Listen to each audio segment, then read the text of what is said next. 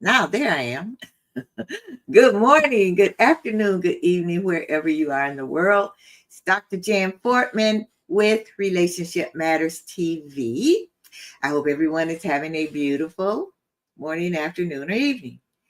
Ah, even though the show is evergreen, I still have to mention that it is July 3rd, the day before we celebrate uh, Independence Day, July 4th. And I hope everyone is going to, if possible, enjoy their holiday. Most of us are off work for those of you who work. But even for the ones who are entrepreneurs, you still work. But hopefully you'll take the day off and celebrate Independence Day. I know well, I know I'm going to have a few people over tomorrow, and my husband barbecued, and it smells so good already. I feel like, diving in before tomorrow. I probably will tonight. And I know we're going to enjoy fireworks here where we live. And then tomorrow we go to another section of Illinois where they have huge fireworks, and we're going to go there. So this is going to be a great weekend for us. I know some of you who are on the East Coast and just going a little south, you're having horrible, horrible weather.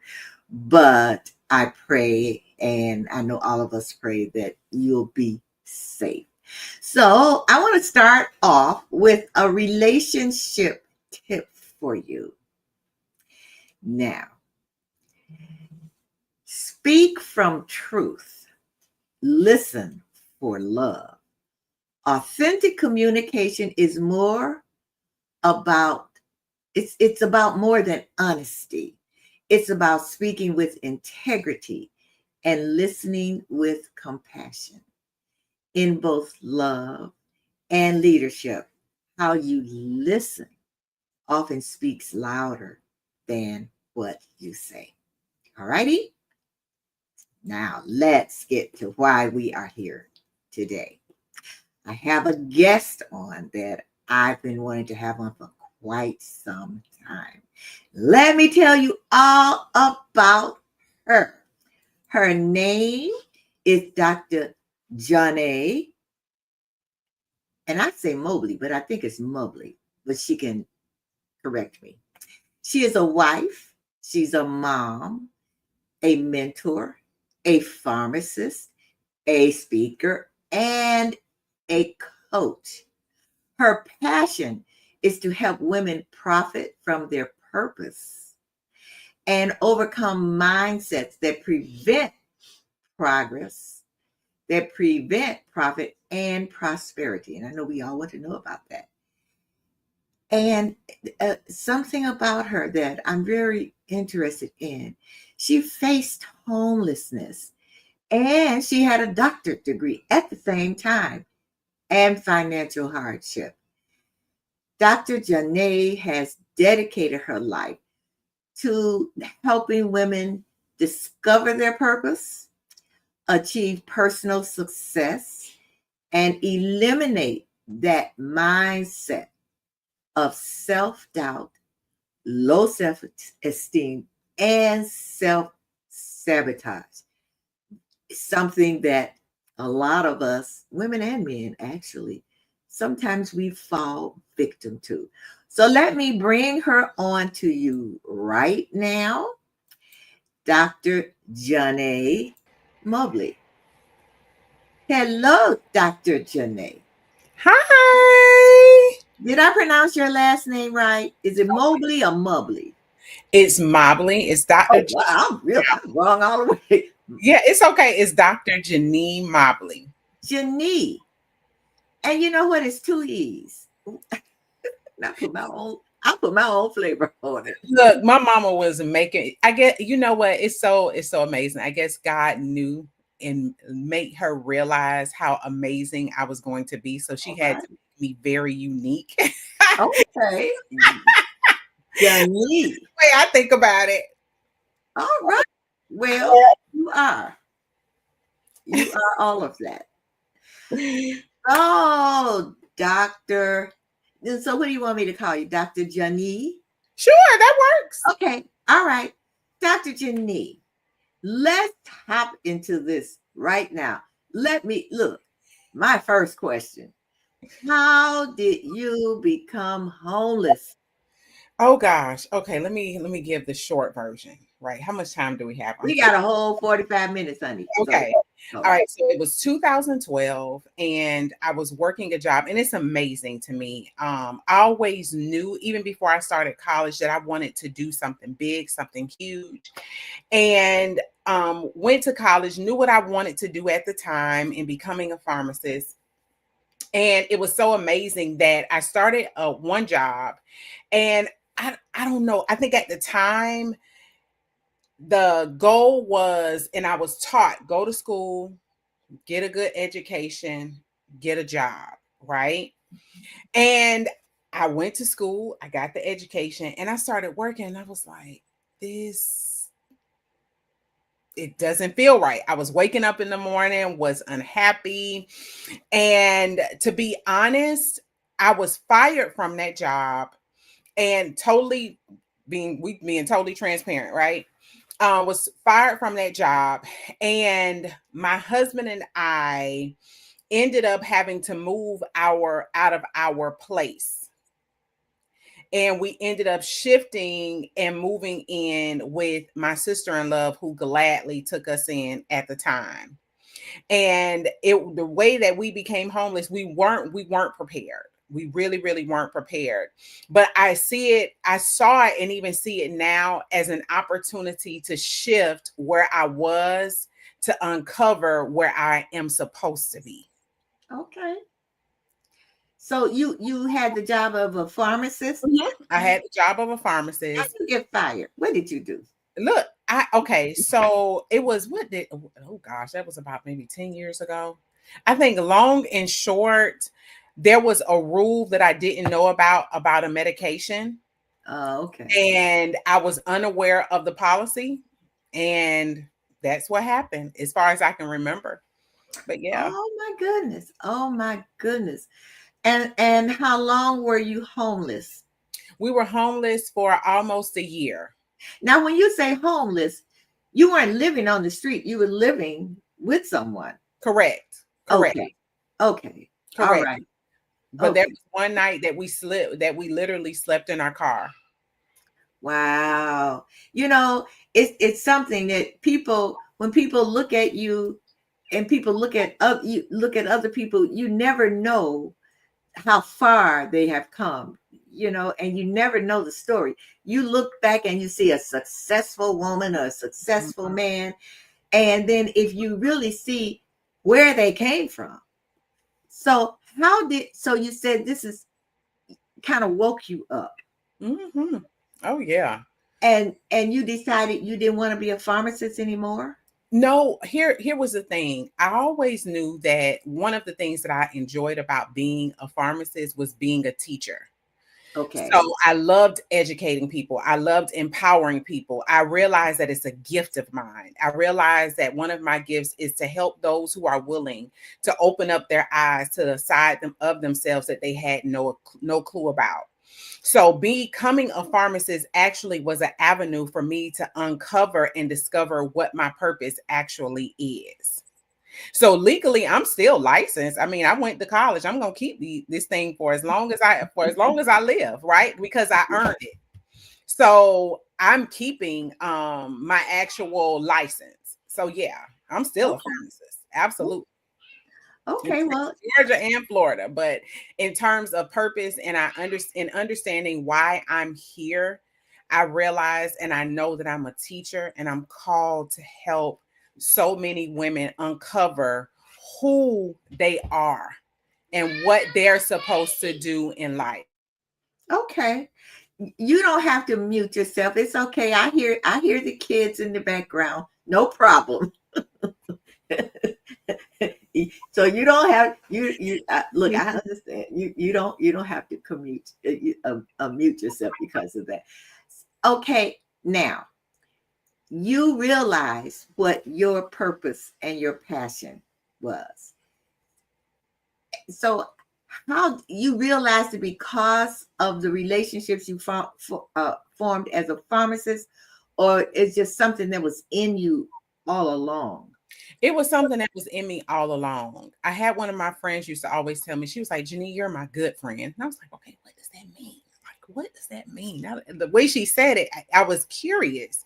But Okay. she told me that if I want to know the truth, or if I don't want someone to agree with me, then I know I need to call you. Right?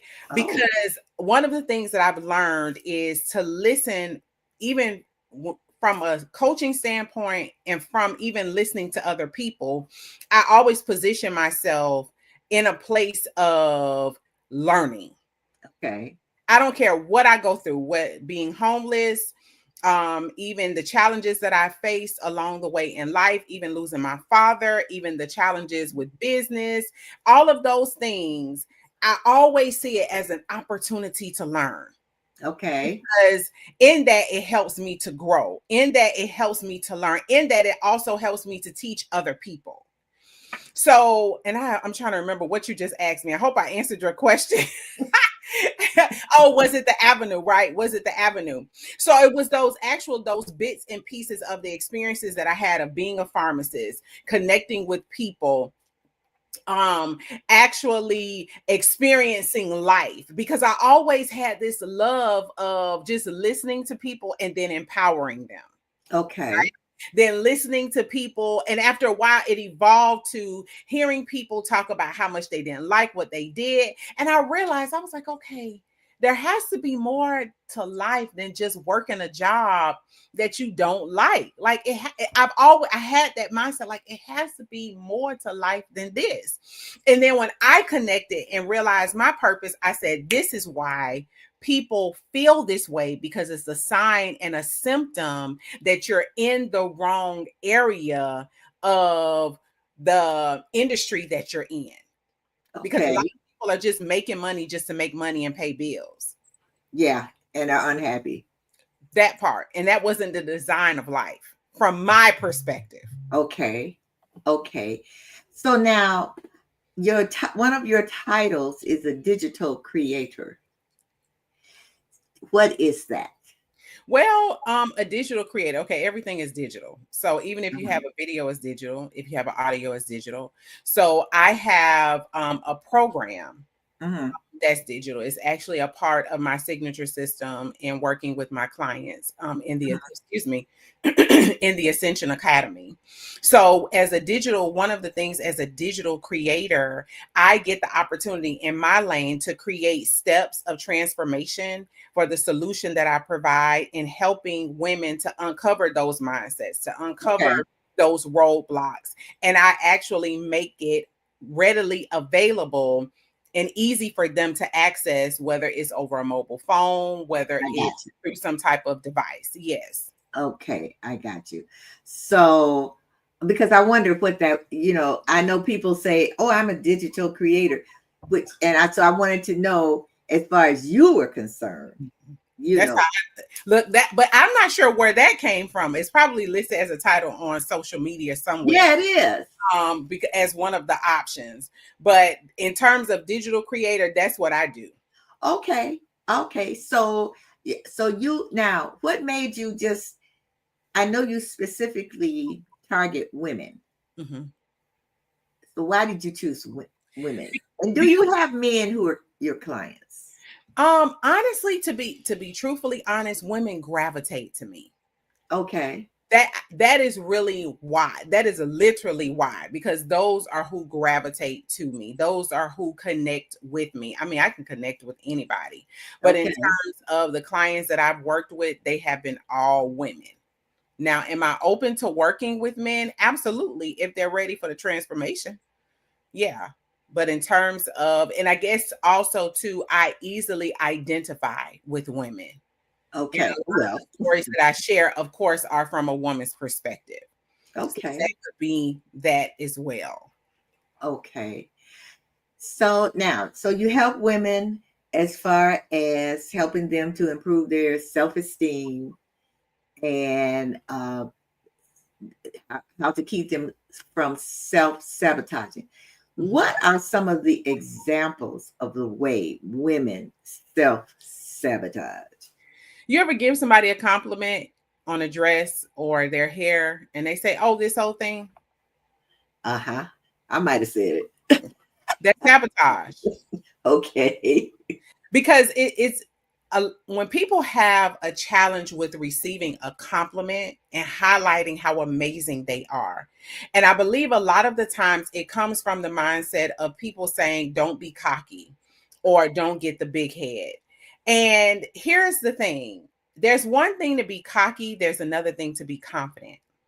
To be Okay. confident means to be sure of yourself, right? To Okay. be sure in who created you, to Mm-hmm. trust and know who you are and whose you are, right? Mm-hmm. So I'm Mm-hmm. able to receive a compliment, right? Another form of when people are not able to receive compliments, that's one form of self-sabotage, is when you get an idea and the first thing that comes to your mind is you find a way not to do it. Okay. Right. So what happens is a lot of times some of the big sabotages that people do is they get an idea and they figure out all of the ways that it's not going to work. So they ultimately don't do it. Okay. You All run down right. a list of things. And a lot of times one of the things that I realize that people do is they allow fear to stop them. Yeah. And they think about all of, and isn't it amazing to me? You ever thought about it? Have you ever considered that it's amazing that the first thing that comes to people's mind is something negative? I know that happens, and according to Deepak Chopra and the others in that particular field, it's that ego.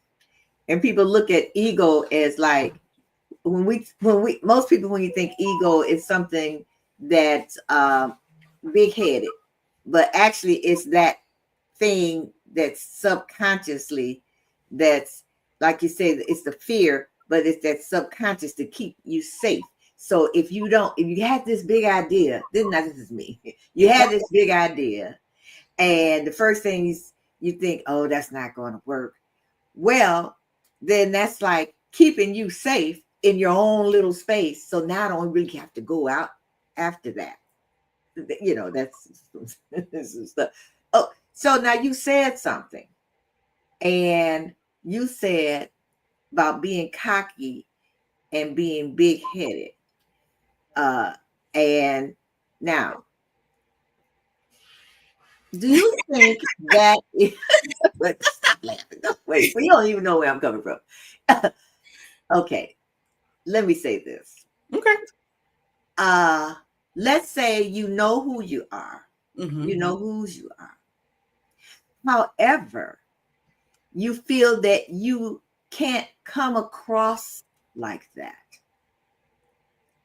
because if you do, then that assumption is that, oh, she's bragging on herself, she's big-headed, she's cocky. But then here's the question. Are you adjusting who you are based on somebody's or your assumption of somebody's perception of you? But where does that come from? Conforming to your environment. Okay. And then here's the thing. What would make someone conform to their environment? Because one of the things that I understand about, and this is what I know, I'm going to tell y'all from the position that I believe as being a believer, right? I understand that I'm a light. So Okay. in terms of being a light, any environment that I go into, I'm going to light up. I'm either going to add light, right? Or I'm going to drive out darkness. And here's the thing, especially if I'm driving out darkness, it's going to offend people, right? But do I do them the favor of conforming to who they are and reducing myself just to make them feel comfortable? Ah, This is okay. when you have to make a set in, again, my belief. This is when you have to make a decision. Okay. And I understand those environments, but then I've had to ask myself, who am I to conform to somebody else's environment? Or do I Okay. set the environment and cultivate the environment for myself? And if you're uncomfortable in it, then you could either leave, or if I don't feel like dealing with you, then I don't have to stay. Right. Right. Okay. Okay. I like that. Well, okay, girl. Look, wait a minute. I'm getting text. so, and so this question came in. How much did your faith play in getting you through the difficult times? Oh gosh. That was the only way that I was able to overcome. Okay. My belief in Jesus Christ is the foundation of who Dr. JaNee is. Period. That is where I identified my purpose and where I became confident. That's Okay. where I discovered whose I was and who I was. So even when we were sleeping in a car overnight, well, I was sleeping because my husband was awake. I was good and pregnant with our son at the time. So it took a lot of prayer, and in prayer, it took belief to know that this wasn't going to be forever, that it was going to be greater, because I truly believe in what I read and who I serve. Okay. So, and even at this level of overcoming those challenges, and even acquiring a level of success that I'm grateful for, my faith and my belief has played a role in it all. Okay. Now, in your coaching, is that a part of your coaching? It is. Okay. All righty. Great. It is. Okay. Another question. Oh Who? gosh, everybody got questions tonight. This is a good thing. Yeah, it's a good thing. Okay. Who encouraged you the most to become a pharmacist and direct you in the path that you took? Oh gosh, let's see. Let's rewind. So I must have always had an affinity for healthcare at some point growing up, because I went to Miami Northwestern Senior High School. That's where I'm from, Miami, Florida. And I participated in the medical magnet program. And I believe it's because I have an older sister. She's like 5 years older than me. And I kind of followed in her footsteps of the area down that path. And I didn't know anything about being a pharmacist. And so grateful, as a part of that program, we were able to intern and shadow different professions. So I remember my junior or senior year in high school, I volunteered and interned at a hospital. And I was like, okay, maybe this can be a thing, because with nursing, I don't want to deal with anybody's feces, urine, blood, vomit. It's just not a thing for me. Okay. It's just really not a thing. I know me. So I was like, okay, well, maybe I can do this. And I connected with a mentor. My sister connected me with someone who was actually in pharmacy school at the time.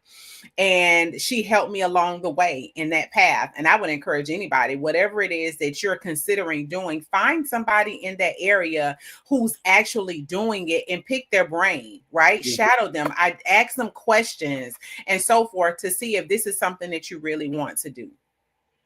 Okay. Yeah. All righty. So let me take a couple of more questions and comments came in, but I want to take a quick commercial, and then we're gonna come back. Okay. So, girl, you lighten the thing. You lighten my phone up. What can I say? What can I say?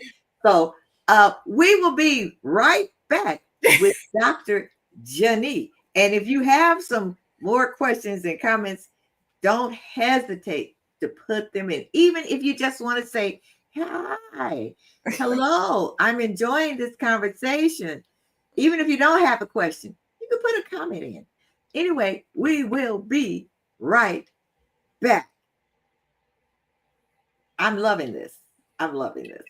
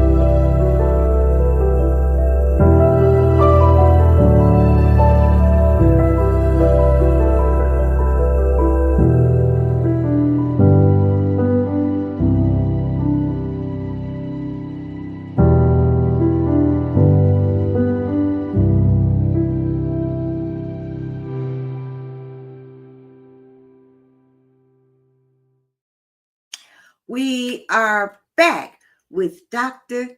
JaNee. God, I'm getting ready to do her last name wrong again. Say it again. Mobley. Mobley. Dr. JaNee Mobley. Now, let's see what came in here. All righty. Jacqueline Rogers said, oh, the older you begin to realize either you live your truth or someone else's lie. Oh, very deep, Jacqueline Rogers. You are exactly right. And let's see what else came in here. Renita Dixon. And that lie drains the life out of you. Wow. Very true. Very true. To add to that. Yes, please. One of the scriptures that I pulled apart to add to what they said is that it says the truth will make you free. Yeah.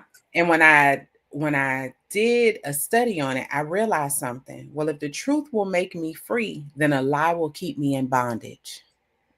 Okay. So whether you believe a lie that someone has said about you, or you created a lie all on your own, or even as a believer, you believe anything except the word of God, then you're in bondage. Okay. Yes, I agree thoroughly, totally. So let's go to this next question that came in here. Oh, what is the most trying circumstance that you have encountered doing what you do? Oh gosh. I wonder, okay, let me see if I can answer the question, because if I had them in front of me, I would ask like from the business side or working with a client. Do both. Okay, so from working with a client, it's when a client says that they want to transform, but they don't do the work. Okay. And a part of doing the work with me is going back to the truth will make you free. Okay. So this requires you being vulnerable, not with me, but being honest with yourself. Okay. And what makes transformation not challenging, but what prevents transformation on any level is when you're not honest with yourself about where you are. So that's when with working with a client. On the business side, it's when one thing about business, one thing about being an entrepreneur is that you are the one who has to create. Let me see. Who is responsible for either creating the things that are necessary for your business, the income, the systems, the marketing, or hiring somebody to do all of those things, right? And one of the things that people don't tell you along the way in entrepreneurship is that the most challenging thing in building a business is not the business, it's building yourself for Now, the what do you business. mean by that? So what do I mean? I heard, I'm trying to remember who coined it, but I think it was Dr. Myron Golden who said you have to be the person who can do the thing. Okay. Meaning, in order for you ever heard of belief determines actions, actions determine results. Yeah. So in order for me to have whatever it is that I want to have in my business, I first have to become the person who can do the thing to have the thing that I say that I want. Okay. I can wish all day long for this amount of money, this amount of clients, having this amount of impact. But becoming that person is, to me, in my opinion, more challenging than building the business. Because in being an entrepreneur, it's going to show you, in my opinion, it's going to show you so many sides of yourself that you either weren't aware of, or areas of yourself that you need to grow and evolve in. And that requires transformation and it requires change. And one of the most difficult things for people is embracing something that is out of their comfort zone. Whatever that thing is, it can be speaking in front of a crowd, it can be charging more money, it can be, going on stages, it can be pitching yourself, it can be whatever that is. That, in my opinion, is one of the most challenging aspects of entrepreneurship, is you becoming the person, because you got to get over yourself. You got to get over the old way that you were doing things. You got to get over the way that the thinking that you have been taught that may not be working for you anymore. So you know what I'm going to ask next. What's that? What did you find out about yourself when you became an entrepreneur? Okay, let me give at least one thing. I realized that I was playing small on me. Okay. So when I say that, I was one of those who was very comfortable with not being out in the open, not taking a very strong and decisive position. So I learned that I wasn't decisive. I learned initially I was not certain. I learned initially that I wasn't as sure in who I was as I thought. Okay. So this challenged me, because one thing about me, and I say this all the time, even to myself, it's so important when you identify something that's not right to correct it. And that's how I lead my life. That's how I lead myself in doing things. So when I realized that was a problem, the hardest thing was I realized that was an issue that I had, but I had to change my way of thinking. So even when it came down to being decisive, so what does that look like for me? Like when it came down to making decisions, it would take me forever. Okay. And one thing, and when I say take me forever, one of the reasons that it took me forever is because I was comfortable with where I was at the time, that resistance to change. But I realized that in order for me to serve those that I've been called to serve, I cannot remain where I am. I have to grow so that I can help other people grow. Okay. You sound like you about to ask me something else.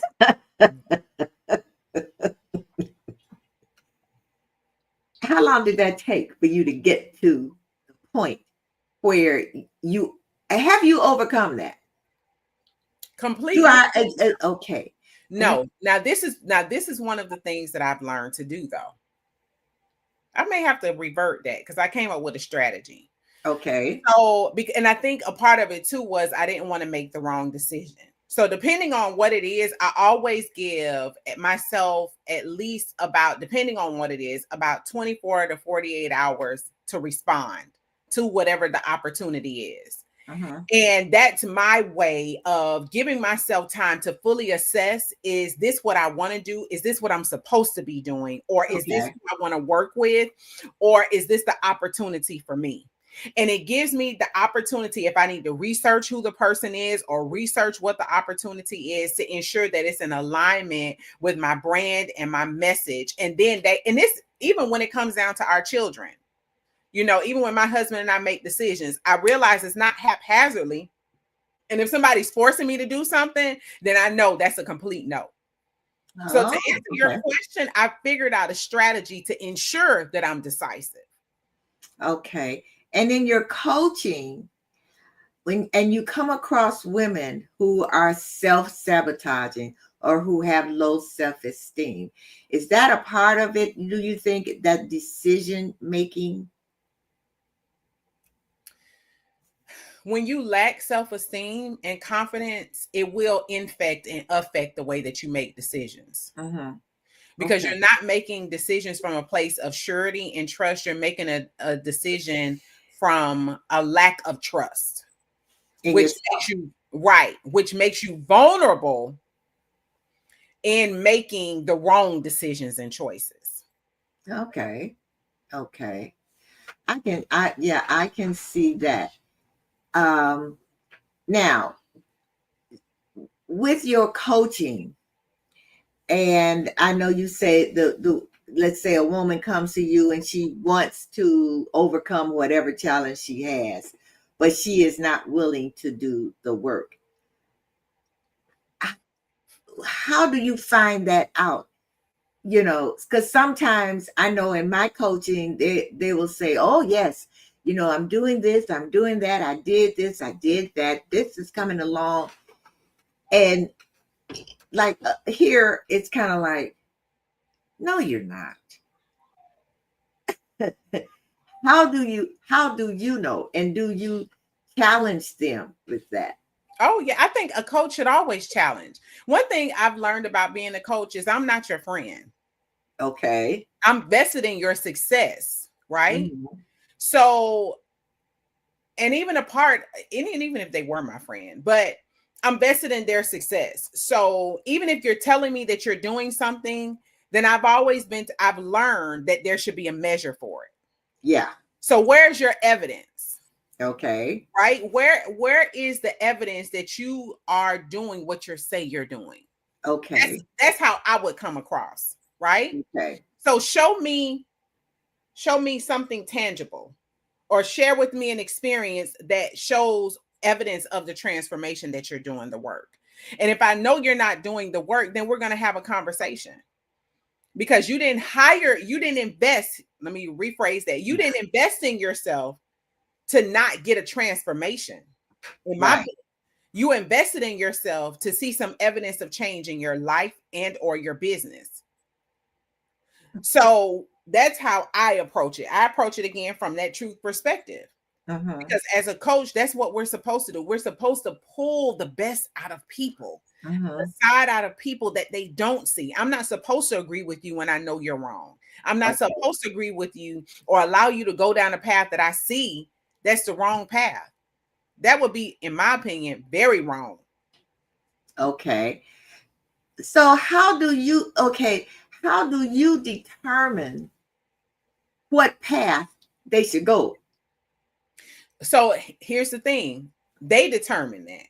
Okay. So you And you said assist them in going. exactly. Okay. All right. So do you ever bump heads with your clients? Um,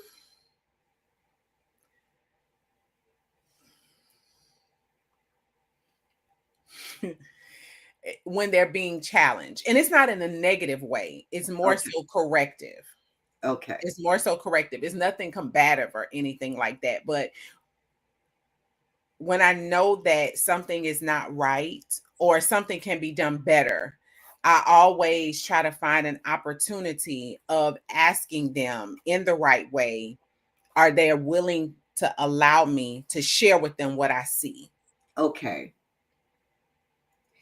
Have you ever had a client where you felt that their issue of self-sabotage or low self-esteem is something that you feel you cannot help them with, and Oh you yeah. have to refer them maybe to a I hate to say it, but a psychiatrist or a Yeah. psychologist when you see that, oh, this is, this self-sabotage is really to Because the you got to think point. about Yeah. it.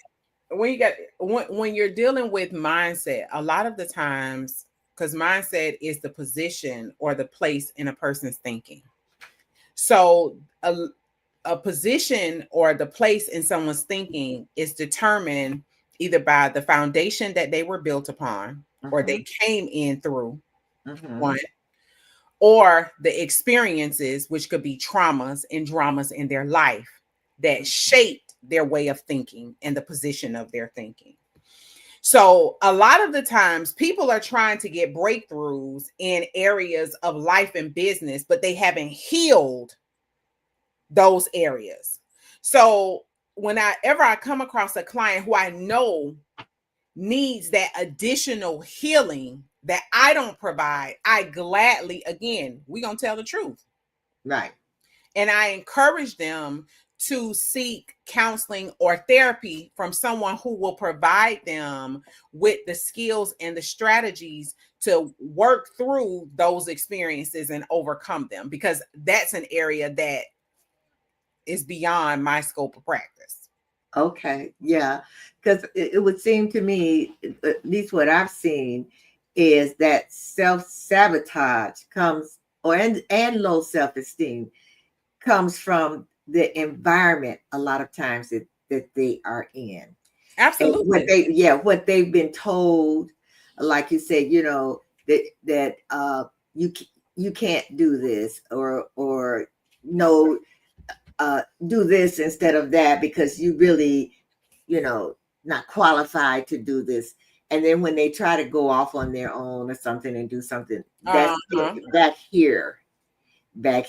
And then the things that they have heard contributes to that self-sabotage. Absolutely. Yeah, yeah, yeah. Absolutely. And so now, if they calling you, Not right now, son. Give me a couple of more minutes, okay? oh well, see, wasn't that nice? Okay. So now, if people, okay, so do you coach one-on-one? Is it group? Is it in person or virtual? It's How do you? virtual group. Oh, So, it's a okay. yeah, so I have live sessions, and then we have Q&A.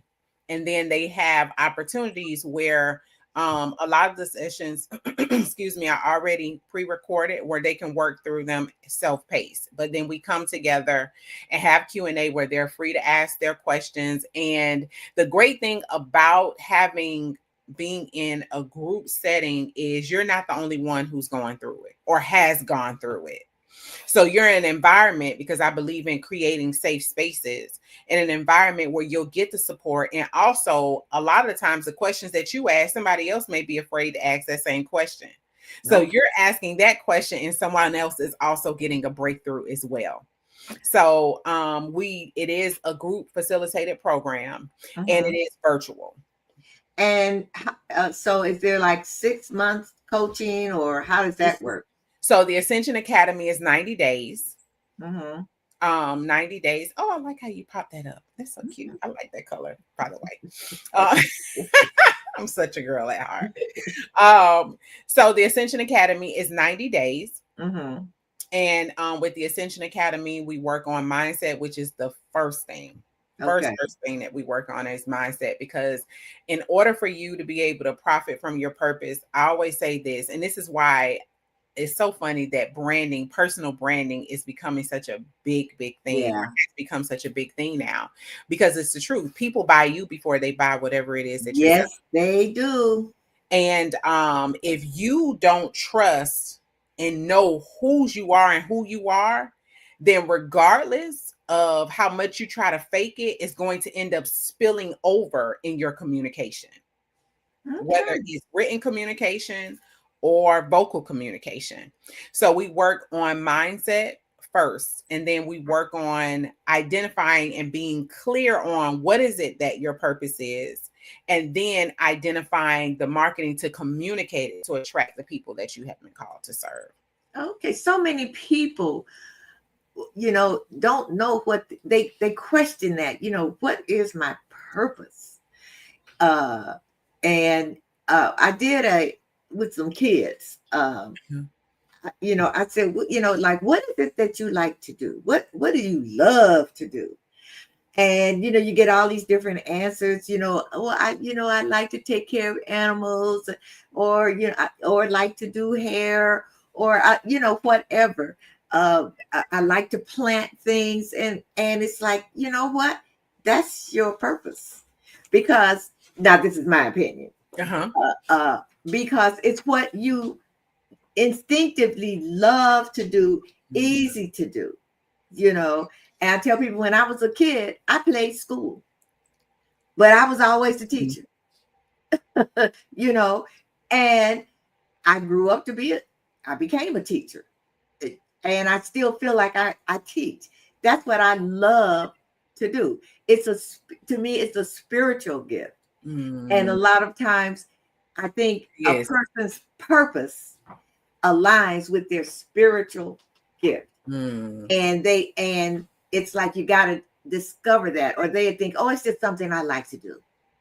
You know what I mean? Self-sabotage. Sorry, y'all. Yeah, That's yeah, it that's is. self-sabotage. It's self-sabotage. And then they, like you said, they get into the 9 to 5s that they hate, you know. But over here, they're doing this when they come home. I can't wait to get home so I can do Mm. this. Wow. The this that you can wait to get home to me is your purpose. Mhm. It is your purpose. So tell us about and I have to say this for my people who are audio only, www.drjanee.net/ what do you call that? Backward slash Yeah, I five think it's forward mistakes. slash. Forward. Thank you. Forward. I was a special ed teacher. Sometimes I'm special. But anyway, so Dr. Jeanette, no, stop it.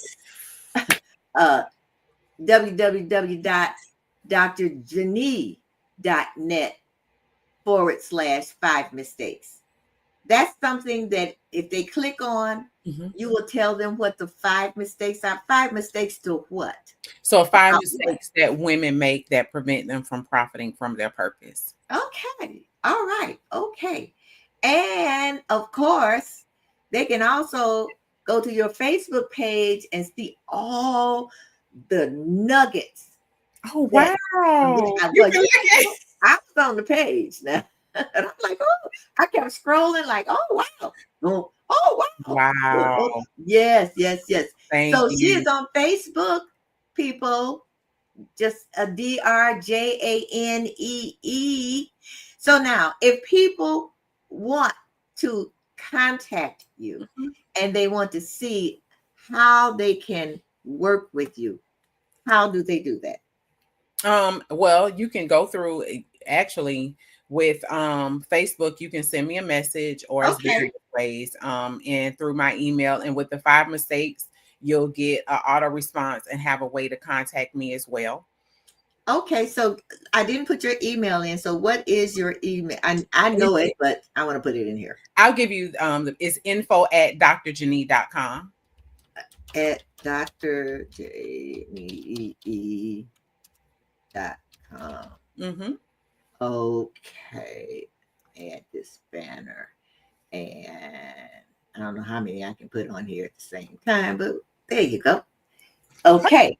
So you can contact her at info at drjanee.com. That's DRJANEE. Now, I know you have a good old nugget, good old last thing that you want to leave the audience with. And they will say to themselves, wow, you know what? I want to come. I need to work with Dr. JaNee.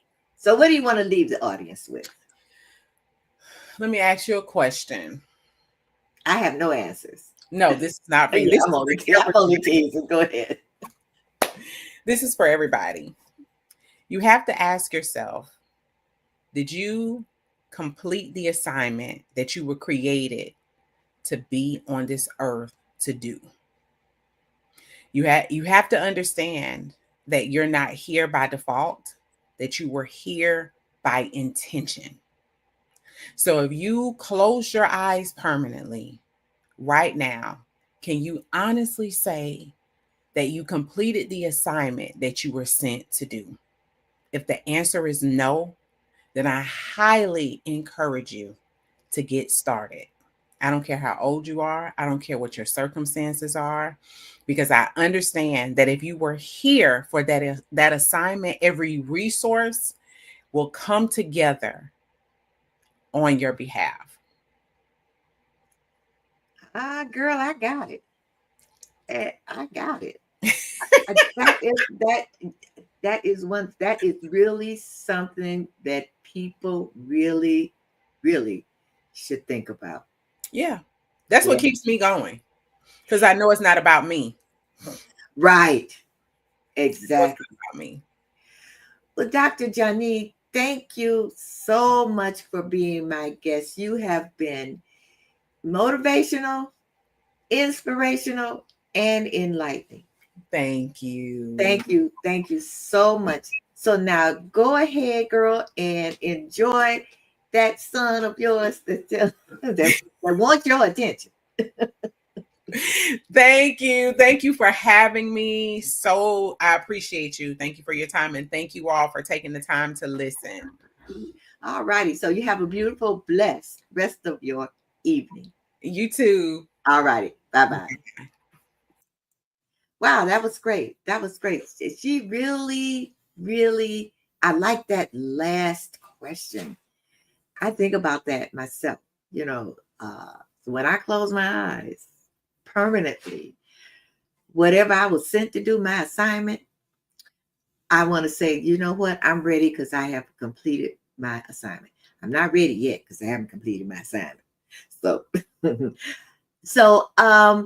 thank you all so much for coming in, for asking questions and making comments.